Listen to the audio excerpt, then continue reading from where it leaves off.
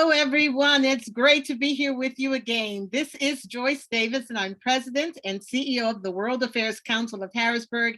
And once again, delighted to be partnering with the World Affairs Council of Philadelphia and their travel department to sponsor this series of programs that we're calling Travel Live.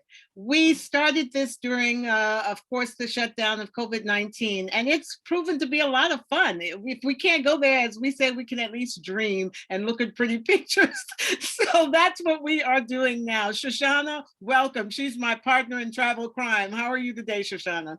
Hi, Joyce. It's great to be here again with you, and welcome everybody. Yes, thank you. And of course, tonight, we're going to talk a little bit about how travel in general is looking, but I do want to at least welcome our special guest. And you tell us who we have here with us to take us to Morocco, which is fun. Yes, I have my colleague from Philadelphia here this evening, Maggie Hassani, that she led one of our council tours to Morocco in 2019. Maggie is our Vice President of Corporate and Membership at the World Affairs Council of Philadelphia. Wow, great. Well, welcome, Maggie. Good to have you here with us. Thanks so much, Joyce, and thanks, Shoshana. Great to be here. Yeah, I can't wait to get into Morocco because I actually was one of the first places I went as I stepped into what we might call the Islamic world, and it was a whole new experience. But Shoshana, tell me how things are looking for the travel programs with the World Affairs Councils of America. Yeah, I mean, more and more things are opening up every day. Things are progressing along, knock on wood. I mean, we were chatting a little earlier that there are some concerns with the Delta variant, but, I think the vaccine is proving to be successful. Other countries are opening those people who have proof of the vaccination or a negative COVID test. Right. And that is really the key. I did a webinar, I believe it was last night, on the days of mixing with some physicians. We were actually looking at kids and COVID, and we were looking at how it's impacting mothers and infants in the final part of our series. And they're just saying that vaccination is the key to everything. If people get vaccinated, that will be the surest way that we can get back to normal and back to traveling the world. So with that, I'm still hoping, and folks who are there, come with me on the Rhine cruise in October. We are really hoping that will still be a possibility for us. It would be a wonderful time, right, Shoshana? Yes, me too. Yeah. So anyway, tonight we're going to really delve into a most exotic part of the world, Morocco. And so with that, I'm going to let Maggie come in. Maggie, you have some wonderful slides, I know, and you've already led a trip to Morocco, right? Correct. So our tour to Morocco was my first actual council travel experience back in 2019. I paid my dues and finally got to lead a trip of my own to Morocco, and I was really impressed by the tour. I'm really happy to take it. So I'll actually go ahead and share my screen with some photos that I have with everyone. Great. As I was sharing with them, it was one of the first places I went to in the Islamic world, so to speak. And wow, what an adventure. What a beautiful, beautiful country. It's gorgeous. And actually going through these pictures to make this PowerPoint tonight, I was actually surprised that I took all of these. They look like photos out of a magazine or a travel book. And so I'm really excited to share my experience in Morocco with all of you. Can everyone see? Can you see the PowerPoint okay? We can see those beautiful doors. Yeah. Yes, we can. All right, great. So this is our group in front of the Blue Gate in Fez. On our tour while we were in Morocco. Beautiful, beautiful architecture everywhere we went. And it was really great to see all these gorgeous sites that you just don't see every day here. So our tour started in Rabat, which is a really cool city that blends a lot of what you would consider part of a modern city with a lot of the old architecture you'd expect from a city that's been around for a really long time. So one of the places we visited in Rabat was the Chilla Necropolis, which is an ancient city. You can still see the old tower of the mosque in that city there. There's a bunch of ruins and old buildings from ancient times there on the outskirts of the modern city of Rabat. And Maggie, what month was this that you guys were traveling? So we actually traveled in November. So it was late October, early November that we went, and the weather was gorgeous. It wasn't too hot as you'd expect in Morocco. It was really kind of perfect for walking around, sunny the whole time we were there. Yeah, but I'm sure in the summer it can get really hot though. It's good I'm to sure, know. yeah. We were lucky to be going around in an air-conditioned van most of the time, and lots of water, and most of our hotels had a pool or something nice where you could kind of relax at the end of the day. So that was kind of a nice thing to have. So next in Rabat, we visited the Hassan Tower, which is also the ruins of an ancient mosque there in the city. It's actually one of Morocco's 9 World Heritage Sites recognized by UNESCO. It was designated as a cultural site in 2012. And this mosque was built around 1184. So it's a really ancient site. All the pillars you see there in the picture used to hold up a roof, which is no longer there. The tower is the part that's remaining to this day. Wow. Yeah, it was really They gorgeous. don't look that tall, right? But no, I see the You man see there. people sitting on top of them. Yeah, and they're not that tall. Obviously, they're not the full towers anymore. It was toppled, I believe, by an earthquake back in the 1600s, I believe. So our next site was the Royal Stables and Granary of Meknes, which is part of the historical city of Meknes. This city was also designated as a UNESCO cultural site in 1996. The city was founded in the 11th century, but it became the capital under another sultan in the 16 to 1700s. These are the incredible royal stables. You can see how big they are. And this is just a glimpse of all of these stables that also had an outdoor area. Most of this structure collapsed in the 1755 earthquake. But this structure used to house 12,000 horses and store enough grain to feed those horses for 20 years. So you can imagine the scale of how big this place is that we got to wander through with our tour guide. It was just incredible. That's incredible. Yes, my goodness. Yeah. How many people were on the tour, this tour? So we had about 20 of us on the tour for this past trip, which was really the perfect size to be traveling with. It was a really great group of folks, got to meet different people from all over the country. My husband and I and maybe 1 or 2 others were the only folks from Philadelphia. So we got to meet a really cool blend of people there. And as you can see in this picture, this is the group. And we're at the archaeological site of Volubilis, which used to be an ancient Roman city.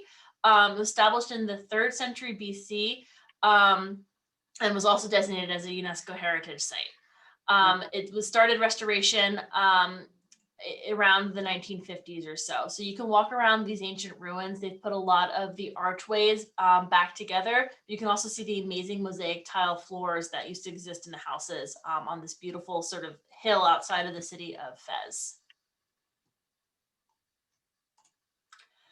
So my favorite part of the trip was probably our visit to Fez. This is the city that made the most impact on me. It's such a blend of different cultures that exist in the city of Fez. This is a picture of our visit to the Jewish quarter of the city, a really ancient neighborhood of a Jewish community here in the ancient city of Fez. So this is one of the Jewish cemeteries. You can see all the white graves, really unique, something I had never seen before. We also visited 2 synagogues while we were in this neighborhood of the city, which really stunning. was really stunning. interesting to see. You think of Morocco. Morocco is a Islamic country. Their king is head of both the state and the religion for the country. And we talked a lot about with a professor we met with in Fez about that interesting structure of how he's both head of the state and religion and how that works politically in Morocco. But they also have a really long history of multicultural integration, particularly with the Jewish communities in Morocco. So this is just an example of Is there still a big Jewish community in Morocco? Is there still? There are still several Jewish communities in Morocco, yes. Great. Mm-hmm. So while we were in Fez, we got to visit a lot of cultural sites doing traditional artisan works. This was our visit to the traditional pottery workshop there in Fez. You can see one of the artisans making some bowls there at his station. The craftsmanship was incredible. We got to see folks making bowls, painting plates, making traditional tagines to cook in, Mhm. all in this gorgeous workshop in Fez. It's an artisans collective, so everyone there is working together to make art and sell their wares there. I bet they put some couscous in that at some point. We ate a lot of tagine on this tour, which was really great. And there's so many different types of tagine. So we had vegetable tagines, chicken tagines, with preserved lemon, chickpeas. We I'm had getting lamb. hungry. It was really good. I brought a tagine home from this this particular workshop in Fez, and it was we love having it and cooking in it at my house. Shoshana, have you visited Morocco at all? Did you go in on one of these trips at any point? No, no, I haven't been able to go to Morocco yet. Oh, you have to go. It's great. Yeah, I know.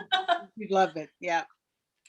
So another artisan workshop that we visited in Fez is the historic tanneries that exist in the Medina there. So these are pits where they dye and treat the animal skins that they make into leather products. They hand out mint at the door fresh mint at the door as you walk in to help with the overpowering smell of the traditional tanneries. But it was, again, really interesting to see this traditional artisan work that's been going on for centuries, since the 9th century when the city was founded up to today, done in much the same way, and seeing those products still sold in the markets there in Fez. Wow. Well, you mentioned mint, and I remember that the wonderful mint tea that they would bring, the whole glass filled up with mint and very sweet. Yep. Lots of sugar, lots of mint. Yeah, definitely drank that almost everywhere we stopped in Morocco. You can gain weight like that, though, I'll tell you. Yep, mint tea and cookies everywhere. Right.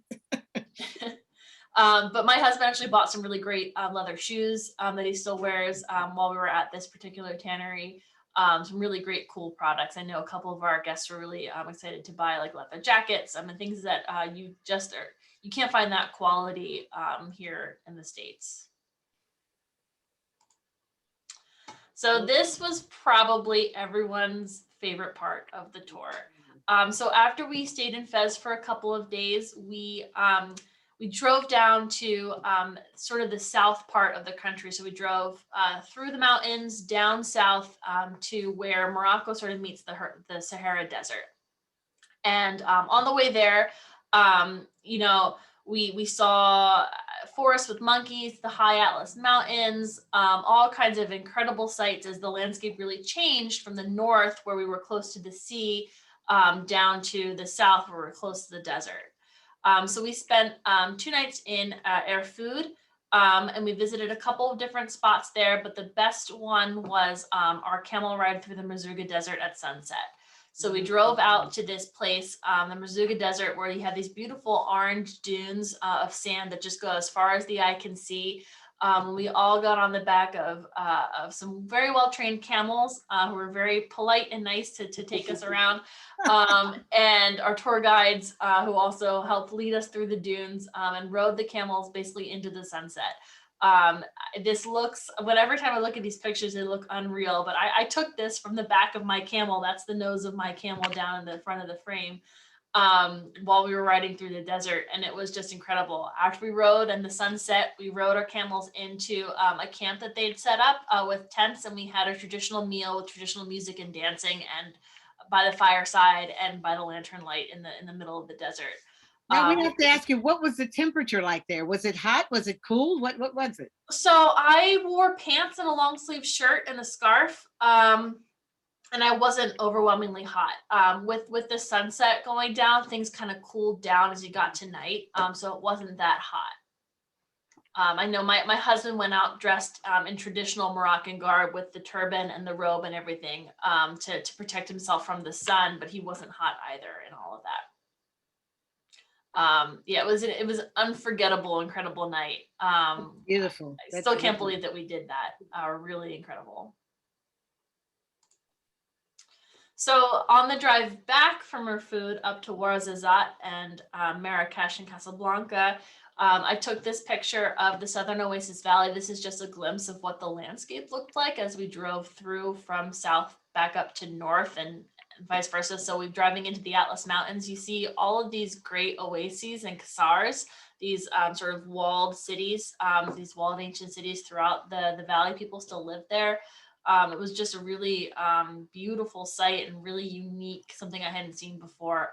We had a great bus driver and we spent hours looking at the window at scenes just like this all day. So even the days where we were mostly traveling from one place to another, it was still a treat to get to look out the window and experience all of this beautiful landscape. Gorgeous, really. So our next stop was in Marrakesh. This is just a picture of the Koutoubia Mosque, which is one of the historical mosques there. Also built around the same time as the Hassan Tower that you saw earlier. You can tell it's similar architecture, and these sort of set the tone for Moroccan architecture, which is really unique in the Muslim world. Marrakesh was a beautiful city. Again, a place that blends a lot of old and new. This is a picture of one of the markets we walked through in the Medina. Lots of traditional crafts for sale. We saw a couple of craftsmen give us a demonstration of the work that they did. This is also considered a UNESCO heritage site, this city and these experiences. One of the special treats that we had as part of our tour was a visit with a local imam in Marrakesh. We visited him after the call to prayer one evening, when we got to hear from him and one of the local professors about the unique Islamic faith that exists in Morocco, and how they work to Morocco is known for having a lot of schools for folks to become imams, and they try to promote a certain type of Islam throughout the world. And so we got to speak to a local imam about his experiences as an imam, his views on the Muslim faith, and really have a really nice conversation with him at this professor's home in Marrakesh. It was a truly one-of-a-kind experience. And we also had tea, of course. Of course. Finally, our tour ended in the city everyone probably knows in Morocco, which is Casablanca. This is the Hassan II Mosque, which is just incredible. It's one of the largest mosques in the world. I believe 70% of the mosque is actually built out over the ocean. So when you go down into the hammams down under the mosque where people bathe and do their ablutions before going to prayer, you have these beautiful baths and you can see windows right down to the sea. Oh, wow. And it's just incredible.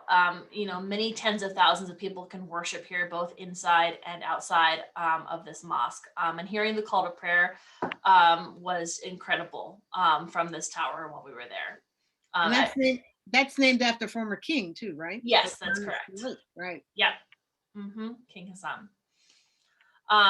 So I don't know if you can get an idea of the scale there. I know there's some people in the foreground, but this thing was just massive. It was hard getting it into one frame when we were taking pictures. So that's all my pictures that I wanted to share with you guys. Oh, we want more. I know. I have hundreds of pictures. It was hard to pick just a couple to show you guys, just to give a taste of Morocco. So many pictures of all the beautiful markets, all of the beautiful mosques that we saw, all of the, I have probably 100 pictures just from the camel ride alone.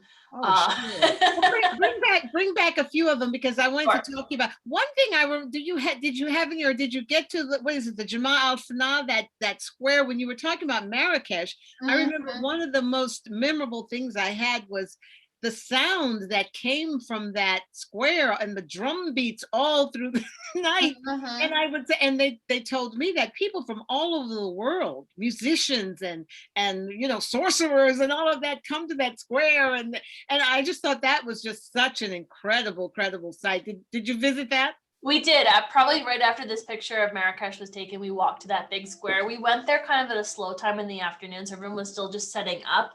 But I know a couple of our travelers did go back at night, and it was just an incredible sight. All the sounds, the lights, Yes. it's a party. It's incredible. It's an all-night party, and I remember Mhm. that there was even a dance troupe, I think, for Yep. that come in from Nigeria, and they were just taking over the square. I mean, it was just phenomenal. I'd never seen anything like that anywhere in the world. You know? That doesn't surprise me. And all the different types of food stands that we're setting up. I believe I saw a lot of places that were setting up to serve snails, which was really kind of something I didn't expect to see, sort of a food stall for that. It was really Yeah. interesting. Well, Yeah. remember, there is a French influence. Yes, of course. Yeah.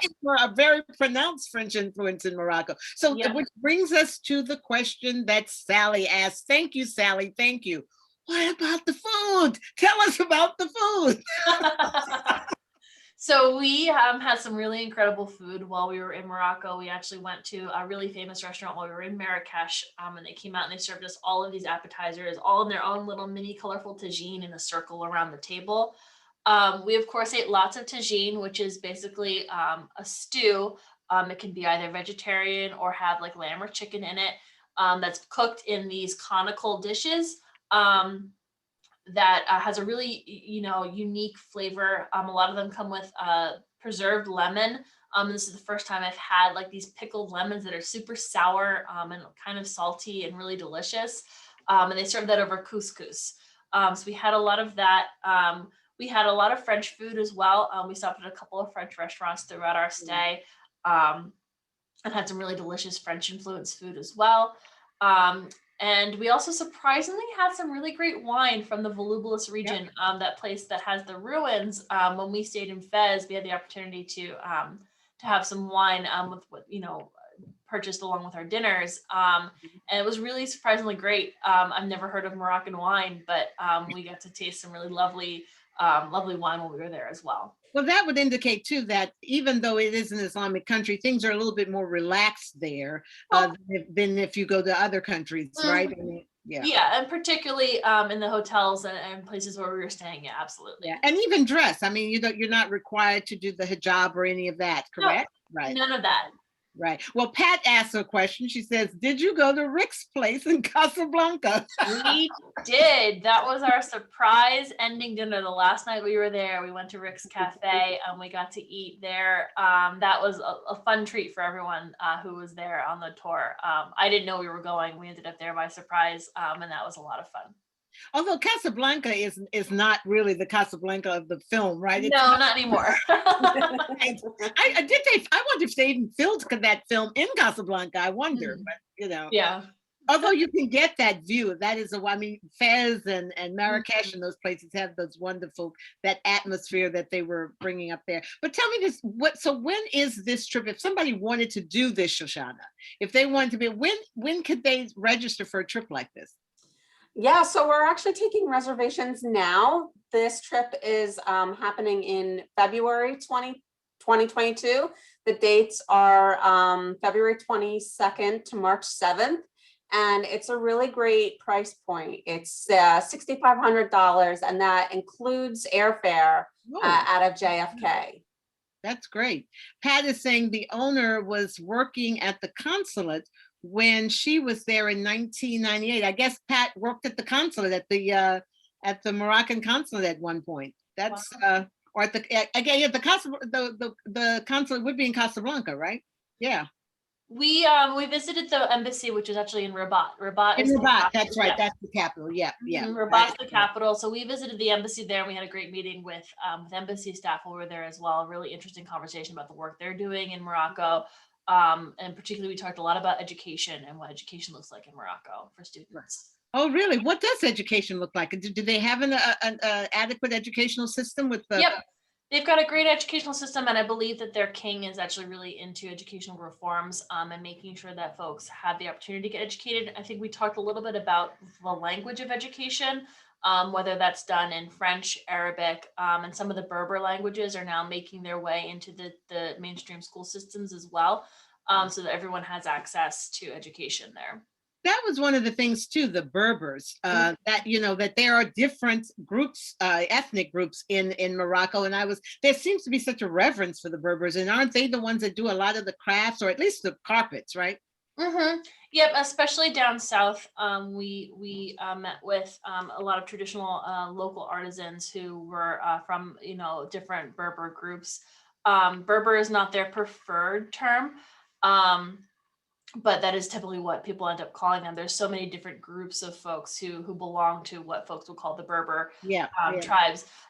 They also are incorporating a lot of the Berber languages into street signs. So you'll see on a lot of the street signs, it's typically like Arabic, English, French, and then Berber on a lot of the signs that you see around the country. Interesting. I don't think that was the case when I was there, because No, I think it's yeah. fairly new. A lot of countries are starting to recognize more indigenous languages and things like that.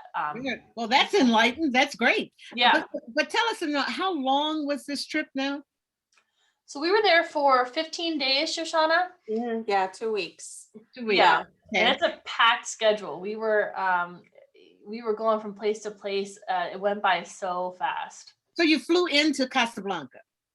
We flew into, yes, Casablanca, then we drove to Rabat, Okay. which is just a short drive away. Then we went around the circle again, back to Casablanca, flew out of Casablanca. You flew out. Okay. All right. And what else did you learn anything else about the culture, about, I mean, I know they do do carpets there, but wall hangings. In fact, I have a wall hanging here. I think that's from Morocco. But I know the carpets aren't the high quality carpets, but they do sell them, right? Other than they have beautiful carpets there and wall hangings. We learned a lot about, we visited a carpet workshop in Fez and learned about how they make those there. The pottery, we had, like I said, a chance to speak with a local imam as well as a professor about the unique relationship between state and religion in Morocco. And had the chance to visit with Berber people as well as folks who don't consider themselves to be Berber, though from most people that we heard from there, most people have some considered Berber, themselves to be at least part from the Berber tribes. Yes. You said that's not their preferred. Yeah, and I'm actually trying to pull it up. I apologize. That's all right. That's all right.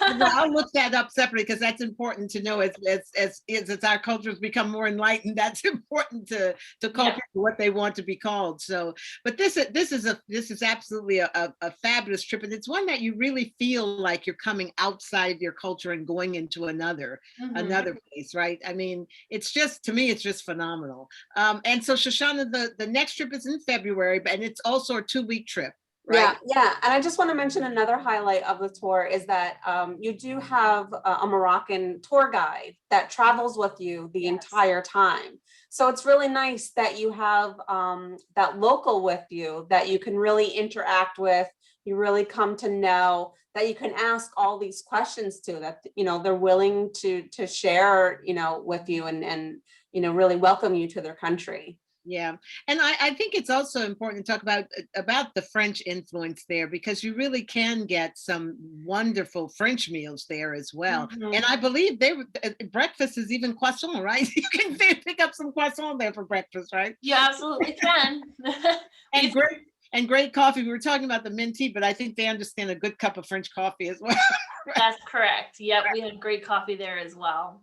Right. Well, so the preferred term is Amazigh. Okay. Amazigh. And a lot of people speak French as well, although it may not be right. Okay. Yep, I probably could have gotten a few places with my French. A lot of the places where we were at, particularly because they're catering to a more international group of folks, spoke French. My husband also found that his knowledge of the Arabic alphabet, he speaks Farsi, helped him a little bit with reading the signs and things like that. But yeah, French and Arabic are the two languages we hear the most. Yeah. One question Sally was asking, is there migration to Morocco or migration out of Morocco? That are Westerners moving there, or Moroccans leaving there? Well, that also leads us to what is the sense of the economy? How are things, especially I guess now with COVID, how is that working? I'm not sure about the economical impacts that have happened in Morocco with COVID. Because they probably lost tourism during this They period. probably lost a lot Yeah. of tourism during COVID, so I imagine that industry is hurting quite a bit during this time. As far as migration to or from the country, I didn't get a sense either way. The sense that I got in the country was that Morocco was fairly economically stable and happy, and had a king who was doing a lot of economic reforms in the country and really focusing on the health of the country. So we didn't get a lot of a sense of a lot of migration happening. I know that I know this is not what Sally means by the question, but in the South where we were, I know that there's a lot of groups of folks who consider those borders to be fairly fluid between Morocco and Algeria and Western Sahara. And all of those countries down there, there's groups that have sort of free passage through that area because traditionally there aren't lines there. So there are groups that do sort of migrate back and forth depending on the seasons in the countries. And as far as I know, Morocco has good relations with its neighbors. But can you talk a little bit more about the government? I don't know. I know you're not an expert in Moroccan government. But there is a You're putting me king. on the spot, Joyce. there is a king, and it is pretty, as you say, pretty stable. They do have elections, right? But as far as I recall, Morocco really didn't participate in when there was the Arab Spring that started with Tunisia. Morocco really was pretty quiet, right? No, Morocco, you didn't participate in the Arab Spring. I know that they do have a king, and I believe it's a constitutional monarchy system where he's the head of state. Yeah.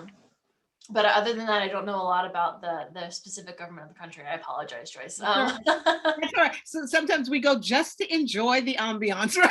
Not to get into all of the politics. But I do think this is one of the more stable countries. I mean, as you look at North Africa, and Tunisia is still a wonderful place to visit, but it did go through its Arab Spring, and now it's one of the countries that I think is being held up. At least there were concrete democratic changes that took place there. But Morocco just seemed to stay out of it, even with Libya falling apart over there. It maintained its peace, and it's just I think economically your dollar can go far there from what still I would think, right? Yeah, that's correct. Yeah. Right.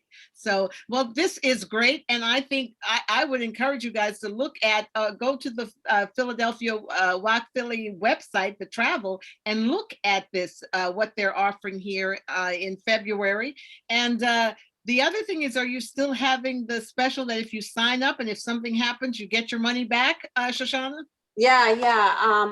Odyssey's Unlimited has really been a great partner throughout this all. That they have flexible cancellation terms that you can cancel up to 90 days before departure and get a full refund. They've also been one of the partners out there that for any reason, if this tour does have to cancel, they will issue you a full refund rather than a voucher or a travel credit. Wow, that's great. Yeah. I mean, that really makes it, risk-free to simply decide where you want to go and simply put your money down and reserve your place because they're a company that I said has really come to the forefront, that they understand that travelers are apprehensive, and but do want to get back out there in the world, and they're really accommodating to that. And as far as Morocco is not requiring vaccinations. They're not watching or making sure that certain countries can't come in. I mean, what is their policy with regard to? So this is an Odyssey's Unlimited tour, and actually Odyssey's Unlimited as a company has taken the policy that you have to have proof of the vaccine or a negative COVID test up until 72 hours before departure. And that's actually a requirement to enter Morocco as well. I see. Okay. So that really does mean you should get your you should get your vaccine if you haven't gotten it, because that's the key to being able to travel. And of course, that's the one caveat, that if you don't have the vaccine and you test positive, that's not a case that you get your money back. Right. Yeah. Yeah. So Yep, that's all of this. There's so much to take into consideration here, but it is just wonderful to be able to at least look at the options and to really hope that soon we're emerging from this and we'll be able to get back out into the world. I think everybody is eager to have that and to be able to travel safely, right? Yeah. And I mean, and also calmly. We're hearing some of these stories of people losing it with airline assistance and all of that. So we want everybody to stay calm, stay safe, take your vaccine, get that vaccine so we can quickly get back out to traveling in the world. So Yeah, I mean, on this particular trip, it's nice that you can book the airfare as part of the package with Odysseys. So right. they would handle everything, that if your flight's delayed, canceled, they would be available to, get you on the next flight out, and have you meet the group. That's about the best, that's risk-free. That's about the best assurance you Yeah. can. I'm sorry, Maggie, you were I was gonna gonna say, I have to say, as a participant on the tour, Odysseys was incredible in setting up everything for that tour. As Shoshana mentioned, we had a tour guide with us the entire time. He was incredibly knowledgeable, patient, kind, funny. I think everyone was a little bit in love with him by the end of our tour. Fatah was just really excellent. And they arranged for us to have a bus with the air conditioning and Wi-Fi. As I mentioned, we had some really long drives sort of across the country. Even though it was beautiful scenery, it was nice to be able to be in an air-conditioned bus, be able to, post my photos to Facebook and everything while we were traveling.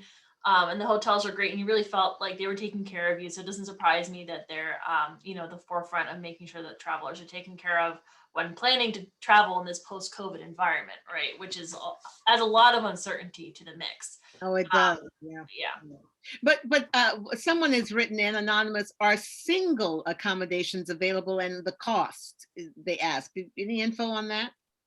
Yes, there are single accommodations available. So the lead-in price point is $6,500 with airfare out of New York, and then there'd be a single supplement of $1,295.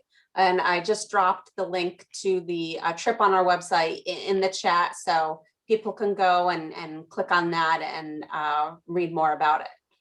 Very good. So go ahead and look at it there. There is a single thing with a little bit of a supplement there. So if you're a single traveler, but I think we really need to at least also share one other bit of information. I'll tell you, dear viewers, that the type of traveler that travels with the World Affairs Council of Harrisburg is just an interesting person.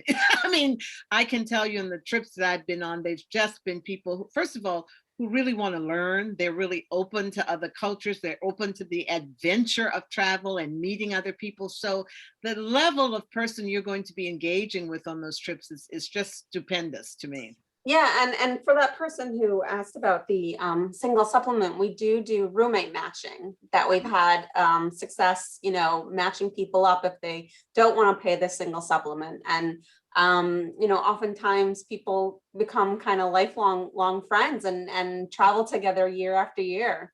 Right. I know I saw that happening on this tour. We had a really, like I said, a really great mix of people on the trip, all who are interesting, experienced world travelers. All had a story to tell. I know that my husband and I sat with a different group every night. We definitely saw people make lifelong friends on that trip. Constantly, seek each other out to eat dinner together. Go shopping on a little side trip together. Really interesting group of people. We never got bored talking to everyone. No, exactly. And they come with the attitude of learning. That's that exactly. They really want to learn. They want to engage. They care about things like the government, that kind of thing. Yep. Everyone was there with questions, really listened to what the tour guides had to say at every place we visited, and had thoughtful questions and responses. When we went to visit the local imam, everyone came prepared with really thoughtful questions to ask him about his experiences. Everyone does want to learn. They're interested and they want to be there. Yeah, absolutely. Absolutely. Well, this has just been delightful. I mean, I really do love North Africa, and Morocco is certainly one of my favorite places. And I just thank you for sharing your beautiful photos. We just wish you had like 100 more. That's I do. I just pulled up the rugs that you were talking about. Oh, wow. The workshops there. They had all of these beautiful carpets hanging. These are, you can't get a sense of the scale. That's about 2 stories high, that orange rug there. There's a something down at the bottom. They're massive. Yep. All these beautiful carpets. I do have a ton of pictures, but they're all up on the council's Flickr site. If you want to take a look, there's several hundred pictures there. Oh, very good. Well, I couldn't stop can see snapping. that. Can you see that there? I don't know. If I you can. Yeah. It's beautiful, Joyce. That is from Morocco, a wall hanging that I've kept with me, and it has the hand of Fatima, one up and one down. That's supposed to symbolize, I guess, some sort of good luck or protection. Yep, Or something. yep. I have a hand of Fatima that I bought in one of the markets there. Like I said, I have a tagine. Also got these incredible, at a couple places we stopped, they were painting with saffron tea. So these beautiful little paintings in the desert of camels sort of crossing the desert in these gorgeous hues of saffron, which was really kind of cool. So You see, Maggie, that's one of the things, I mean, that is so great when you go to these places, to get the crafts that are locally made, that people are, from the pottery to the paintings. I have bought some wonderful, even in Egypt, some wonderful local paintings that are just, you can't reproduce it anywhere. It's no, they're so unique and such a treasure to have. And, even if it's, just a small little painting, it's really, really a treasure.